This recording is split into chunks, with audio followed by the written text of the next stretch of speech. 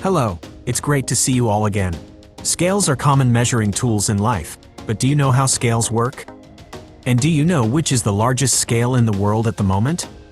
If you don't, let's find out with facts 5 minutes in the following video. When you buy a few items at the store, the sellers will weigh them for you using spring scales. When the item is placed on the scales plate, its weight compresses the spring.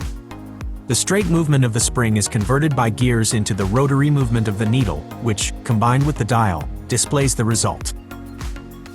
When you buy gold, people use electronic scales, accurate to 1,000th or even 10,000th of a gram. For heavier items, people use floor scales with a load capacity ranging from 1 ton to 10 tons. Large trucks can also be weighed by weigh stations with a capacity ranging from tens to hundreds of tons. The common feature of these scales is that they all operate based on load cells. Essentially, a load cell is a force transducer, usually consisting of a strain gauge attached to an elastic metal body. When a heavy object is placed, or force is applied to the sensor, the body deforms, causing the shape of the strain gauge to change slightly. This change causes a variation in resistance, reflected through voltage. The change in voltage is proportional to the applied force. Therefore, it can be used to calculate the weight or force applied to the sensor. Load cells have a very diverse load range, from grams to hundreds of tons. The question is, how do people know these sensors are working accurately? The answer is that we teach them using deadweight machines.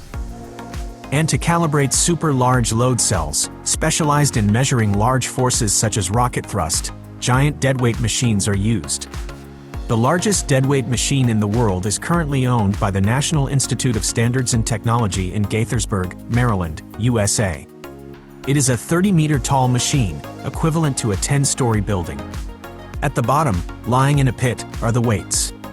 Specifically, it is a stack of 19 stainless steel discs, as tall as a 3-story house. With a total weight of 1 million pounds or 453,592.37 kilograms.